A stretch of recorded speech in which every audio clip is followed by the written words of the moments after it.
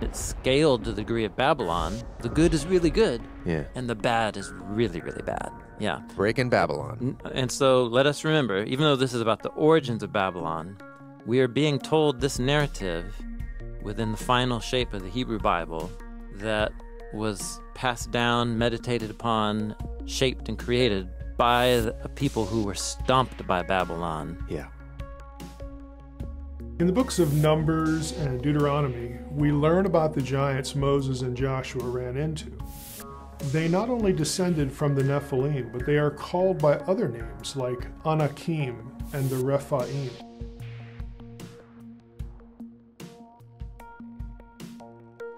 Welcome to another episode of Ring Them Bells, where we're rediscovering the Bible on its own terms. And we found the supernatural focus of the Bible has been suppressed, and we're bringing that out into the light so that we can see the good news about what Jesus has done for this world. As always, I just want to take a second and ask you to subscribe. It means so much for this channel for you to take a quick second. Please like, please share, please subscribe. It helps us so much get the good news out about what Jesus has done for this world. All the land was one language and unified words, and it came about as they journeyed east. They found a plain in the land of Shinar.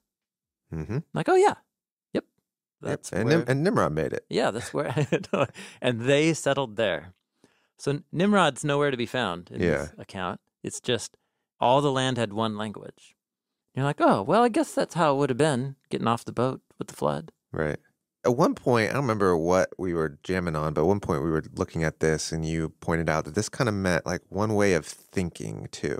Like one. Oh, yes. Unified words. Yeah. Exactly. So one language, it's literally the word one lip, Mm-hmm. which could be a metaphor for language, but unified words sounds as strange in Hebrew as it does in English, because it could mean the same, or it could mean unified in the sense of, well, actually, that's why I chose this translation, unified. Mm-hmm. In other words, a shared cultural language. Everyone's talking and thinking The same. Exactly right. Yep. So they want to, well, they go to a plain of Shinar. So a plain is a low place. Yeah. So they go to a low place, but they want to turn it into a high place. Mm. And so they said, each to his neighbor, come, let us brick bricks and burn them as burnt. Okay. And for them, brick was like stone, and tar was for them like mortar. What is that? What's the relevance of that? Oh, well, first of all, they're going to bake bricks. Yep. They're going to brick bricks. They're going to brick bricks by baking them. And they're going to make structures instead of stacking stones. Uh-huh. Because you can build something by stacking stones. Okay, so that's more primitive technology, stone and mortar. Yep. Brick and tar Mm-hmm. now is like a little more precise, structurally sound. Yeah, man. You could do a lot more with it. You can mass produce them by baking them, and you can stack them. Yeah. It's efficient. Interesting. Unified thoughts and language, unified Structures that build. Yeah, totally. Yeah. And it's paying attention to the development of technology. Yeah. Just like back in our previous conversation about The streams. out of Cane City Mm-hmm. came this development of technology in metal, Mm-hmm. in art. So here we have a development of technology that's going to lead to a city. Yeah. So they use tar to join the bricks together, and you can make structures that are bigger. You can make more of them, and you can make them faster. Okay. And they said, come, let us build for ourselves a city and a tower whose head is in the skies, and let us make for ourselves a name so that we are not scattered upon the face of all the land. Why are they worried about being scattered? Well, they want to be unified. They are unified, and they want to remain that way. Unified. Yeah. And they want a name. Yes, like Nimrod, Hmm. a man of the name. People say his name, like the warriors, the men of the name. Does this mean a reputation? This means honor? Yep, that's right. And their name is going to be connected to their unified way of thinking and speaking. And it's all centralized or embodied in this city with a tower, the top of which is in the heavens, which is surely significant. They go to a low place, a plain, but they want to build something for their name that ascends up into the heavens. That's the idea here. So you might see that and think, oh, humans are getting creative and they can build stuff taller. So just like Nimrod, there's a whole backstory going on here culturally about the origins of this city, Babylon, and what Babylon claimed for itself. So it's kind of similar. This is another trash talk story that we've talked about some in the past. By that you mean Babylon's a known quantity in the context of these stories. Yes. And to say, hey, here's the origin of the story of Babylon, but it was made from these people wanting to be great and watch what's going to happen. Like you're saying that's like a trash talk. Yeah. Okay. So this whole region where there are the plains of Shinar, it's the floodplains of the Euphrates River before it meets with the Tigris, or right around the place. And Babylon, in the Semitic language that it came from, Akkadian, Babel, is gate of the gods. Yeah. So the earthly gate of the heavenly gods. I see. The linking place. So if you're looking for a place where heaven and earth unite, they're saying we're it. Yeah, Babylon's it. Not Eden. Right. Not Eden. Babylon.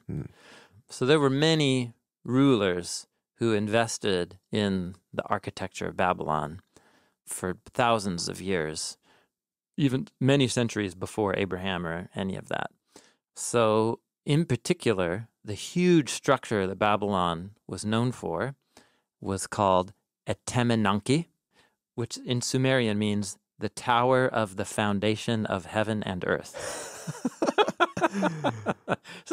A little presumptuous. This was a tower in Babylon. Yes.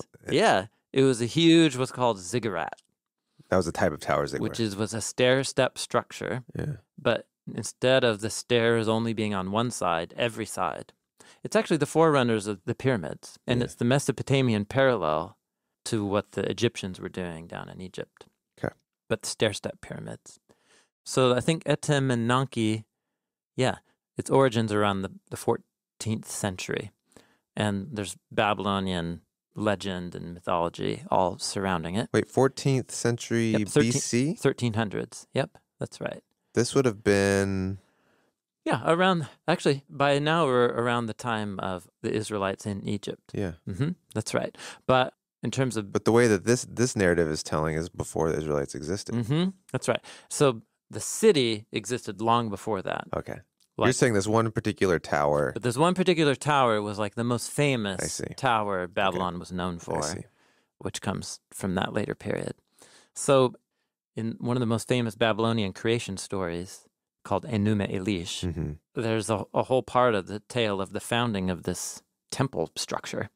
And it's really remarkable. You just called it a temple. It's not merely a tower. Well, the temple is a tower. The thing is, it's a high place. Yeah, okay. Because it's the foundation of heaven and earth. It's where heaven and earth meet. Okay, so it's in the temple, So if you read the account of the founding of the structure in Enuma Elish, it's really remarkable. Because literally the language of Genesis 11 just leaps out at you. So I'm just sampling here. This is from the English translation provided in a volume called The Context of Scripture, which is a multi-volume resource of ancient Near Eastern texts in English translation. It's edited by William Hallow and K. Lawson Younger. So you can read the account, and the builders talk about making a shrine that will make the name of Babylon famous. It's talked about how they made it with bricks, innovative in brick construction. It's a high ziggurat. They build it as a dwelling for their gods so that the gods can dwell on earth with asphalt and bitumen and mud bricks, with the summit like the heavens. Its head is in the skies. It's raised its top as high as a mountain. So the point is, this is in the air. This is like the pop music. Sure, right. This is what the kids are all into. And so the biblical author comes, and what he's trying to say is, Babylon is inspired by the principalities and powers. The stuff that went down with Cain and Lamech and the sons of God and the Nephilim, it's like that, but on even grander scale. And so much so that its founder is one of these mutant humans, right? The Nephilim. Nephilim. But instead of celebrating him, we call him the rebel, which is a compliment in our culture, I guess, but it wasn't back then. Maverick. And then retelling the founding story is, instead of celebrating it, it's actually like part of the problem. The fact that Nimrod and the city of Babylon are full of language, all linking back to the Nephilim and Lamech and Cain, the humans providing and presuming to take God's name and protection and make it for themselves. It's all of that stuff, but just with the volume turned up to 11.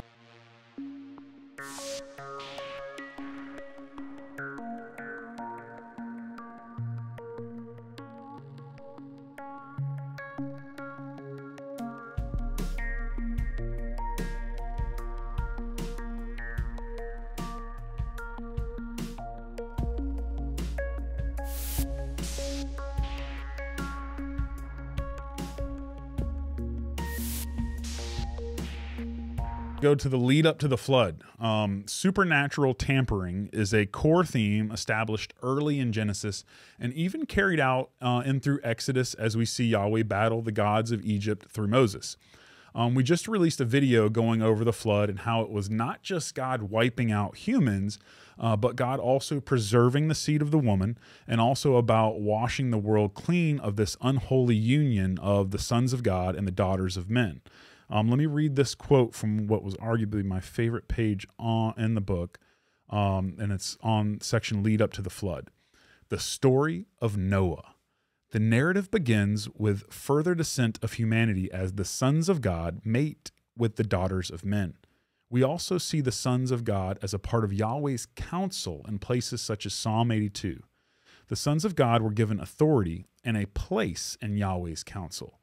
However, the sons of God saw that the daughters of humanity were attractive, or literally good, and they took of them. Just as Adam and Eve came before them, the sons of God were dissatisfied with the positions and provisions Yahweh had given them, and they wanted more. So they saw what was good in their own eyes and took it. This story also serves as an inversion of the narratives of Genesis 3. And instead of the serpent deceiving the woman into taking and rebelling, now the spiritual beings are themselves rebelling and taking women. Through this taking, the Nephilim are born. Giants who fill the land with violence and become persistent enemies of Yahweh's people. So Heiser was quoted on this page, and rightly so, because he's all over it. Could you please respond to this, these early supernatural rebellions, both in Genesis 3 and Genesis 6, and tell us how this rebellious divine entanglement is connected to the flood? Yeah, absolutely. So yeah, we start off with, like you said, the spiritual being that deceives humanity, and then they fall. They are exiled out. Then we have another little fall in the next generation with Cain, and he is exiled out, which he then builds a rebellious city that is characterized by murder and polygamy. And it's in this culture that we have the sons of God have their own fall. They come down and they create Nephilim. They cross the boundaries that they were supposed to maintain. And then in Genesis 6, after this event happens with the sons of God coming and creating these mighty warrior Nephilim who just multiply the violence of presumably Cain's city on the earth, God looks at the world and says, it is ruined. It is, a lot of translations will say corrupt, is shahat, which is also a word that's used in Exodus 8 to talk about how one of the plagues destroyed the land. And so originally God started with the world that was formless and void in a lot of your translations. It's ruined. It's tohu vavohu. And so he created something good. He took the chaos and made it into a good dwelling for him and his people to rule together and expand that goodness throughout the rest of creation. Well, a few chapters later, that project has been ruined by humanity and the sons of God, really just playing back and forth off of one another with their own desires and increasing violence over and over. So that's really the intent of the flood is the land is ruined. Everyone is just seeking after violence. And so he's going to take one guy, the only guy left in the world who trusts him, and he's going to take his family. He's going to, if your audience is familiar with ancient Near Eastern cosmology, where the earth is kind of in this bubble, if you will. And there's waters above, waters below. That bubble is going to collapse. The bubble that he made in Genesis 1. And he's going to remake creation and bring this one guy and his family who trusts him through it, so that the promise to the original family, to Adam and Eve, to that seed of the woman, can travel down through him and be preserved in a new creation as they get off the boat after the waters have once again receded and he finds himself again in a mountaintop garden. It's a restart of the project while also preserving a seed of the woman from the original family that he made that promise to. Yeah. And narratively speaking, something that just kind of spoke to me when you in your quote where, they wanted to, nobody was comfortable with the spot that they were given. They wanted to come down here. We wanted to become like them, all the different things. Is if we, narratively speaking, if we take the flow of it, with God promising the seed of the woman would crush the seed of the snake and ultimately would crush his head. When you see these sons of God, these rebellious sons of God come down and mate with the daughters of men, I'm just curious, do you see like that crossbreeding trying to tamper with the seed of the woman so that can't play out? You know what I mean? Again, narratively speaking.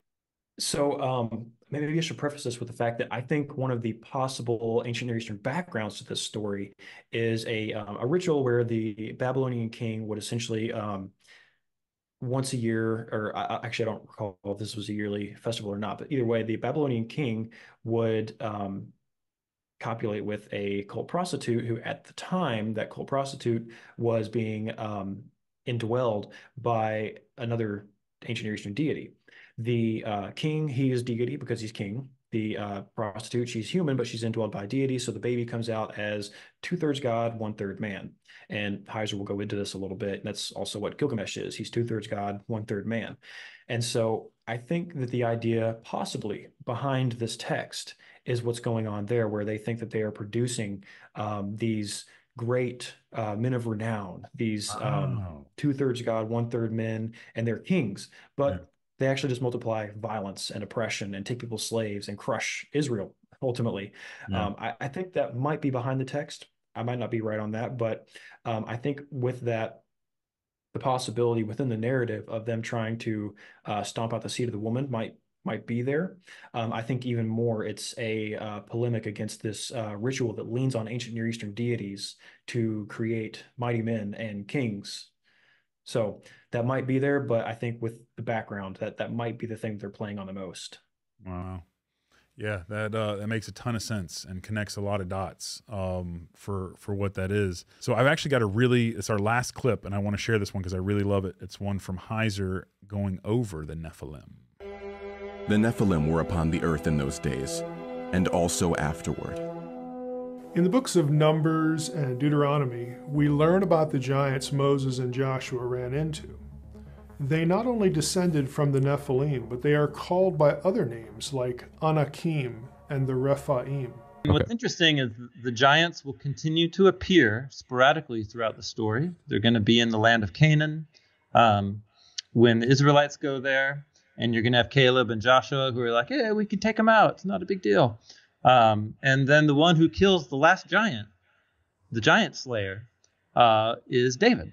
He is that in Genesis 3:15, when God exiles the humans, what he promises is that a seed will come from the woman who will crush the head of the snake. And so what you're looking for is a human who won't give in to the deception of the snake, but rather who will overcome the snake. And David is the primary image of that messianic figure. That's why David and Goliath. In fact, actually, this is so cool. Goliath's armor is really the focus of the David and Goliath story. And what you're told about every piece of armor is how much bronze it's made out of. And the word bronze just appears all over that story. The word bronze is spelled with the same Hebrew letters as the word snake. I kid you not. And so in Hebrew, when you're looking at Goliath, what you see in Hebrew is just he's got snake all over him. And then David takes him out.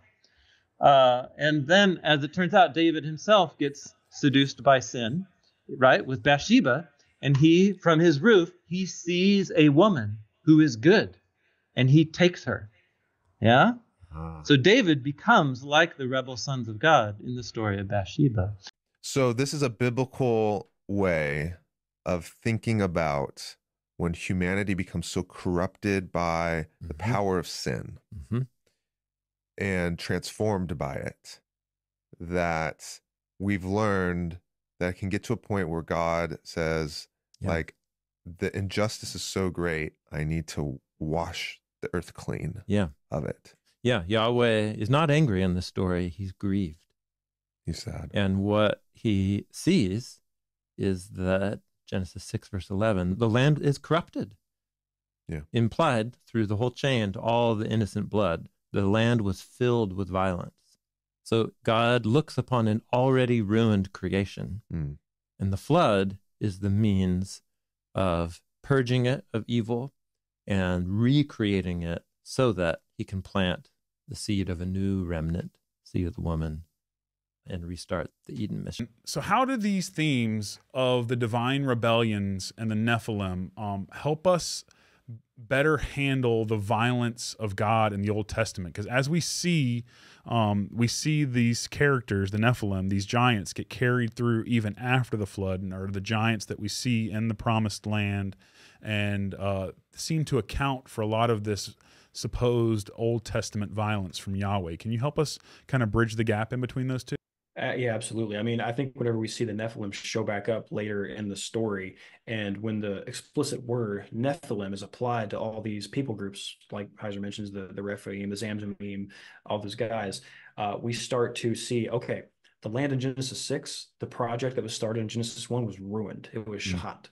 And so in Canaan, we see again, this is land that God is going to use, and it's currently, because the Nephilim are there, we're supposed to see that, and like Tim Mackie said in the earlier clip, we're to upload the rest of the story into this area. So the land, Canaan, was shahat. It was ruined. It was a place that was chaos and was ripe for Yahweh to recreate into something good, where his imagers could dwell and co-rule the world with him, begin his redeeming process of bringing the seed of the woman forth. And so I think that really is part of the Nephilim's presence in the narrative, as well as just showing that this is not purely a human thing. The actions of the serpent and of the sons of God, the rebel spirits, is intimately connected in all of this rebellion and all of this ruin. And so their presence just goes to show that there are spiritual and human enemies that continue throughout the biblical story to be working together, whether they know it or not, whether it's deception or outright treaty. That's what it's linked all throughout the biblical story. Yeah, that's the wisdom that we can get behind the truth of what's going on in Scripture. Yahweh came down. That's for sure a dig. Oh, they're not quite high enough. Yes. Yahweh's still up above. Isn't that funny? That's great. It's like, let's make its head up in the skies. At which point you would think it would be like Jack and the Beanstalk. Like the beanstalk pops up in the clouds, and Yahweh's like, what? Hey, what's that? What are you guys doing here? But it's like, no, Yahweh had to go down to see the city and came the down tower from the penthouse that the sons of Adam had built. And Yahweh said, look at this. One people and one language for all of them, and this is what they have begun to do. Now, nothing will be inaccessible for them, anything that they devise to do. This little sentence right here is, I think I have a chart, This little sentence, look, they are one people, and now nothing they purpose will be impossible. So come, let us go down, and let us make Babel of their language there, so that each one will not hear the language of his neighbor. So you said Babel means gate of the gods, and this is how I always understood the word Babel, meaning confusion of languages. Yeah. So the Hebrew verb here is balal. Okay. Which is a play on the it's a play on the Hebrew word Bavel, which means Babylon. But what's so great is that the wordplay works in English too. Yeah. And it may be that it's the wordplay based on this story is where it must be. Babel and Babylon comes from. Yeah. Babbling babies. Yep. So what God sees is these humans are about to get cosmic. These humans are about to do something with cosmic implications, and they could pull this off. By pull this off, meaning what? If this is what they've begun to do, this is just the beginning of the human project. Man, they could do some really cosmic stuff. That's what God is saying. Like they could like send people to the moon?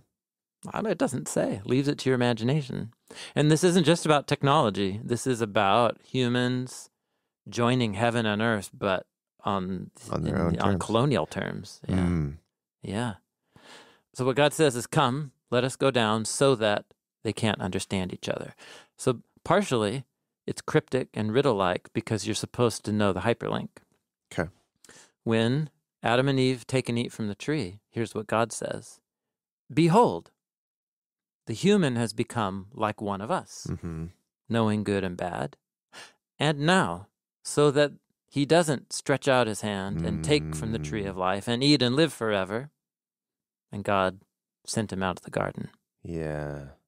So and that's always been confusing too, but I've tried to make sense of that in Genesis 3 of like this severe mercy of saying they could access eternal life, like this abundant life, but in the state they're in, if they do that, it's just going to be an eternal misery, and it's going to create too many problems.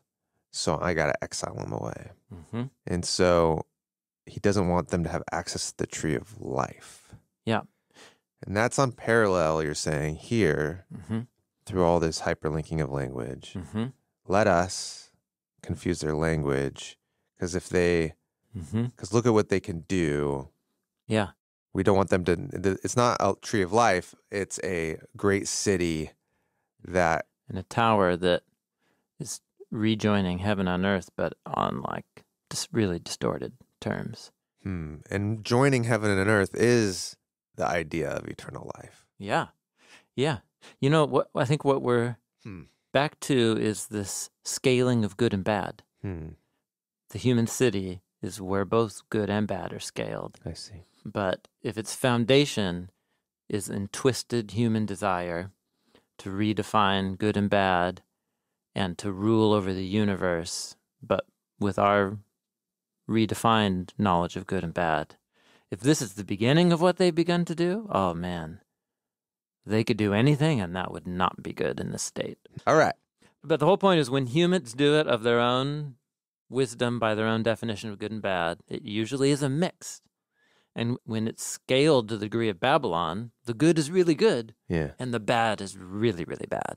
And we haven't got a portrait of the good being good. No. This is just the bad becoming bad. The bad becoming bad, yeah. Breaking Babylon. And so let us remember, even though this is about the origins of Babylon, we are being told this narrative within the final shape of the Hebrew Bible that was passed down, meditated upon, shaped, and created by a people who were stomped by Babylon. Yeah. Lives ruined by Babylon. Yes. Many generations, almost obliterated by Babylon. So that Babylon becomes, in the Hebrew Bible, this origin story is setting you up to conceive of Babylon as. And I think what's important for us to understand too is how the Bible, like you were talking about, how the Bible's in conversation with culture, is it's not like America in conversation with Canada and Mexico, because the Bible was written by the most oppressed group of human beings arguably ever on the history of the planet. They were enslaved by their neighbors. They were oppressed constantly, and they were the small little entity. They were never this, this giant thing. And that's the thing to understand, that this isn't them just throwing rocks at their neighbors. And there is some of that. I'm not going to say that there's not all of that, but I think it's very important to keep in mind the oppression of the nation of Israel and the Hebrew people throughout their history as they're writing these narratives in conversation and polemic against these surrounding nations, that these were written against the nations that were enslaving them, carrying them off into captivity, and it shaped who they are. I have a friend who's been going through a lot of tough stuff, and just even talking about a lot of crazy things going on in the world, and suffering and the oppression, and like, how does that make sense? And not that I have any of the answers, but what gives me hope is knowing that this is who God revealed his people and Jesus through, was one of the most oppressed people in the entire world, that somehow that's a connecting point of it all. And, for Jesus, the joy that was set before him is why he endured the cross. We know that there's more beyond this, but that at the same time, I don't know, it just gives me a lot of hope to understand Israel's oppression and how God chose this specific people to speak through. Anything that you got to add to that? Yeah, I was just going to say that part of what they're saying is, well, this is not just, we don't like those people over there. This isn't some form of ancient Near Eastern racism going on in these texts whenever we see them, taking jabs at other cultures. It's, look, you guys, you're following the serpent. This is the action of the serpent. And so the invitation is open. Come to be part of Yahweh's people and become part of the seed of the woman. But the deities you're following, the culture that deity has built, that's a bad thing. So come join Yahweh's people. The invitation is open, but we're poking jabs at the ones who are trying to really throw down Yahweh, these spiritual powers at work. No, I agree with you. I'm going to grab my Bible. Hold on one second. Yeah. I just read this the other day, and it spoke so much to me. I think it's Psalm 87, but it ends with God saying it ends with them saying, all my springs are in Yahweh. Yeah. So in Psalm 87, it says, his foundation is in the holy mountains. The Lord loves the gates of Zion. So talking about the holy city of God. More than the dwelling of Jacob. Glorious things are spoken of you, O city of God, talking about this city. I will make mention of Rahab and Babylon to those who know me. Behold, of Philistia and Tyre and Ethiopia. So you listing all these different nations when referencing the city of God. And then on verse 8 says, or verse 7, both to the singers and the players of the instrument, that's the end of the psalm, it says, all my springs are in you. And it's understanding that no matter where we're born, no matter what nation we're born in, no matter what parents we have, we can find our beginning, our creation in one unity together into our Father. And that all of our springs, whether you're in Ethiopia, whether you're in Tyre, whether you're in Kentucky, whether you're in Florida, all of our springs are in Yahweh. And I just thought that goes so well with it. And it floored me and gave me a bunch of encouragement. So anything you got to add to that? Absolutely. Just, I mean, as we see in the prophets, even the foreigner among you will be counted as the native born. Yeah. So like you just said, it doesn't matter your parentage, your lineage, but it's those who trust in Yahweh, and that offer is always open. Yeah. Love that, man. Love that. Wow. How incredible is this? I hope you guys are enjoying this, and I hope you're learning a lot. I want to ask you for a second to subscribe. If you're enjoying the content, share it, press that like button, slap it. Help this channel grow. Help the message of the good news of what Jesus has done for this world get out. You're a part of this community with me. I always say we, and really it's just me behind the camera. But I've got you guys as support, encouragement, and you're here for the ride, and I'm so grateful for you. So thank you for subscribing, thank you for liking, thank you for sharing the content, and thank you for being a part of this journey with me. Let's get back to ringing them bells.